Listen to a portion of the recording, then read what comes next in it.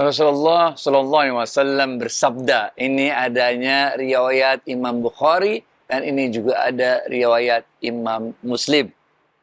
Rasulullah SAW bersabda, di antara kalian orang yang paling mengenal Allah dan orang yang paling takut kepada Allah adalah aku. Gitu, Fit.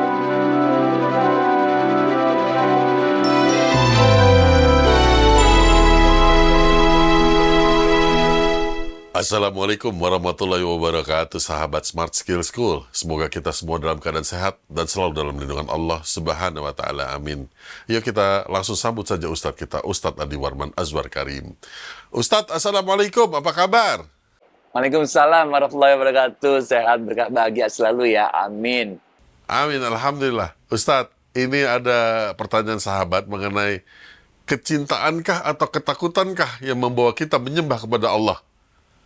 Nah, sahabat kita ini mengatakan belum mengenal Allah sehingga mencintai itu agak sulit, namun ketakutan pada Allah lebih kepada ke arah ketakutan soal siksa kubur ataupun azab neraka dan semua hukuman-hukuman yang tampak mengerikan. Bagaimana pendapat Ustadz? Ya, betul. Semuanya betul.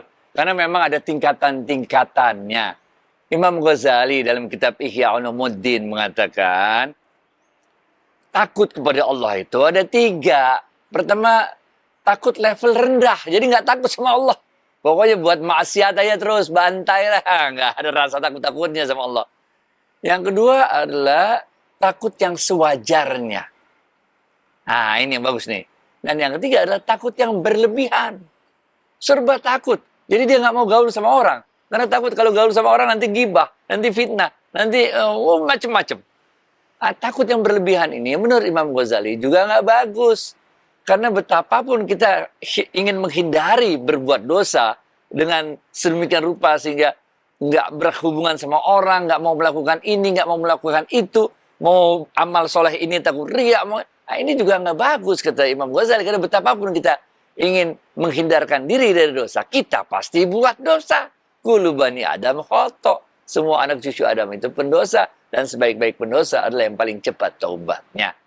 Nah, itulah sebetulnya dalam kitab Sirajut Talibin dikatakan, sebenarnya ini ada 4 hal yang menyebabkan timbulnya rasa takut kita kepada Allah. Yang pertama adalah rasa takut yang timbul karena banyaknya dosa yang kita buat. Baik dosa yang kita lakukan tanpa merugikan orang lain, apalagi dosa yang kita lakukan dan merugikan orang lain. Menzolimi orang lain. Nah, ini yang pertama. Yang kedua adalah kita takut kepada Allah karena beratnya siksa yang akan kita terima akibat perbuatan maksiat yang kita lakukan itu. Enggak usah nunggu di akhirat, di dunia juga dapat, benar gak? Hidup kita jadi susah, nggak berkah kalau kita banyak buat dosa. Ini ketakutan kita yang kedua. Ketakutan kita yang ketiga adalah ketika kita merasakan lemahnya diri kita. Sekuat-kuatnya kita lah, sealim-alimnya kita, sesoleh-solehnya kita. Ya pasti kita punya kelemahan lah, benar gak? Nggak mau begini, mau begitu ya kalau udah namanya manusia, benar timbul nafsu kita ya buat dosa juga kita. Ini yang ketiga, kita khawatir bahwa nafsu kita sewaktu-waktu bisa menguasai diri kita sehingga kita hilaf melakukan sebuah dosa. Dan yang keempat, dalam kitab Sirajut Talibin itu adalah ketakutan itu bisa muncul. Katakanlah yang ketiga kita bisa tahan, kelemahan kita benar-benar hebat. Allah Maha Kuasa untuk menimpakan apapun pada kita, benar gak?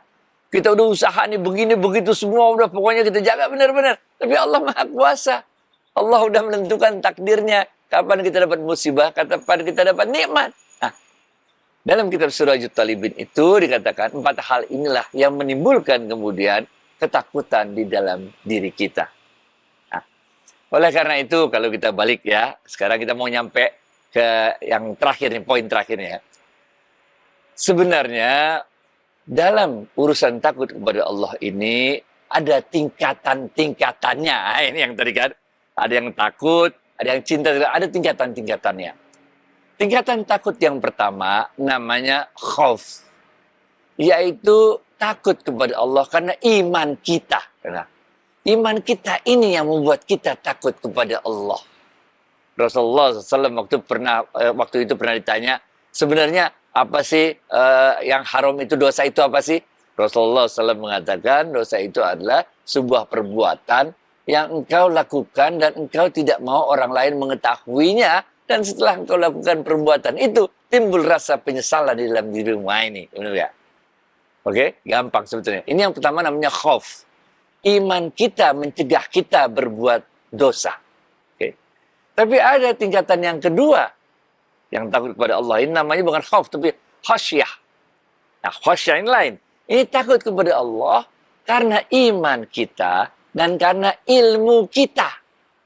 Kita memiliki ilmunya, kita tahu kalau kita lakukan ini kan begitu, kalau kita lakukan ini akan begitu. Kita tahu. Kita bukan aja iman, tapi juga kita punya ilmunya. Ini tingkatan yang kedua. Dan tingkatan takut yang ketiga, namanya haibah. Ini lain lagi nih. Haibah ini adalah ketika kita takut kepada Allah, karena iman kita, karena ilmu kita, dan karena ma'rifat kita kepada Allah. Ini naik lagi satu tingkat. Kita bukan aja punya ilmu yakin, tapi kita udah benar-benar ma'rifat, mengenal Allah. Itu sebabnya ini ada kaitannya dengan hadis yang di depan yang kita kutip tadi. Rasulullah SAW bersabda, di antara kalian laki-laki orang yang paling mengenal Allah, karena itu paling takut kepada Allah adalah aku, kata Rasulullah SAW. Jadi tingkatannya itu adalah kita takut kepada Allah karena kita mengenal Allah. Sekarang kita kasih contoh, oke? Pada level yang paling tinggi ini, misalnya dalam kehidupan sehari-hari, benar nggak? Kalau kita jadi pegawai sebuah perusahaan, oke? Kemudian ada peraturan-peraturannya kan? Kita takut kalau melanggar peraturan itu kita kena sanksi, oke? Pokoknya begini, mesti begitu, benar. Ini tingkat yang pertama, yang namanya khauf. Karena kita takut kalau kita lakukan, ntar kita pecat. Kalau kita lakukan, ntar nggak dapat ini, nggak dapat itu, segala macam. Karir nggak naik-naik, ini yang pertama. Yang kedua adalah yang namanya khasyah. Kita ini bukan aja takut karena iman kita, tapi juga karena ilmu kita. Kita tahu persis bahwa kalau di perusahaan itu kita ini melakukan begini, sanksinya itu. Begitu, sanksinya ini. Kita tahu persis bahwa kalau kita lakukan itu, kita juga akan sulit untuk pindah ke tempat lain, karena orang lain pun, perusahaan lain pasti akan nanya dulu kepada bos kita kalau kita mau pindah. Dan yang ketiga, ini lain. Ini udah iman, ilmu, dan ma'rifat. Oke. Kita udah tahu persis bahwa kita kerja itu bukan sekedar untuk kerja, tapi kita kerja itu untuk mencari keberkahannya Allah. Oleh karena itu, setiap apa yang kita lakukan di kantor kita, dalam pekerjaan kita itu, pada hakikatnya adalah mencari redhonya Allah, mencari keberkahannya Allah.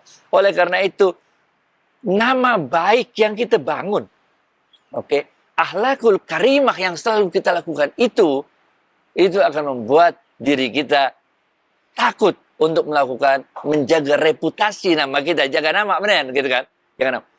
Takut, khawatir kalau reputasi nama kita akan rusak, dan sebenarnya kerusakan dari reputasi nama kita itu karena Allah kemudian mencabut keberkahan akibat maksiat yang kita lakukan. Itu, Fit. Nah, tentunya siksa kubur memang ada ya Ustadz ya? Oh, siksa kubur emang ada, itu udah jelas tuh.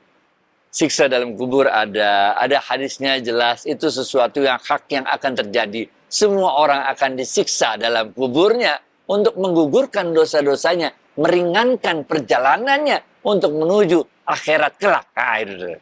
Jadi emang itu adalah suatu proses transit, di mana dalam proses transit itu kita mengalami siksa kubur, tergantung kepada bagaimana amalan kita di dunia, benar gak? Jadi insya Allah kita selalu doakan kepada Allah, kita minta husnul khotimah kepada Allah. Dengan husnul khotimah itu, insya Allah dengan kemudian amalan-amalan yang tidak berhenti-hentinya dilakukan, anak yang soleh, amal jariah, dan ilmu yang bermanfaat, ini insya Allah ketika kita di dalam kubur, kita akan ditemani oleh amal-amal baik kita tersebut, dan selalu dikirimi oleh pahala-pahala dari mereka yang masih hidup. Insya Allah, udah dah. Lalu Ustadz, yang ini Ustadz, cerita tentang yang di alam kubur yang tidak di kuburan sebenarnya, tapi kita bisa diterangi oleh cahaya-cahaya itu apa Ustadz? Nah, ketika kita udah masuk dalam kubur tersebut, bener gak? Orang-orang udah pada pulang, bener gak? Kemudian udah selesai registrasi ya, man rabbuka wa man nabiyuka segala macam udah selesai. Kalau yang meninggal itu adalah orang yang banyak pahala amal solehnya di dunia, maka datanglah makhluk dengan wajah yang bercahaya, dengan wajah yang tampan. Lalu dia bertanya, siapa engkau? Kemudian makhluk itu mengatakan, aku adalah amalanmu bakti kepada orang tuamu. Maka dia akan berdiri di kepala kita. Datang lagi, siapa engkau? Aku adalah amalan sholatmu. Dia duduk sebelah kanan kita. Datang lagi, amalan puasa, amalan segala macam. Sehingga teranglah kubur kita. Karena makhluk-makhluk yang bercahaya itu bersama kita, menemani kita dalam alam kubur kita. Sehingga kuburan itu terasa terang dan lega. Kemudian Allah akan membukakan satu jendela dari jendela-jendelanya taman surga. Sehingga kita merasakan sejuknya hawa surga. Dan merasakan mencium wanginya aroma surga. Masya Allah. Mantap, men. Masya Allah, Masya Allah. Jadi rezeki yang paling utama itu adalah rezeki husnul khotimah ya Ustadz. Benar banget. Baik Ustadz, terima kasih atas waktu dan tausiahnya. Assalamualaikum warahmatullahi wabarakatuh. Waalaikumsalam warahmatullahi wabarakatuh.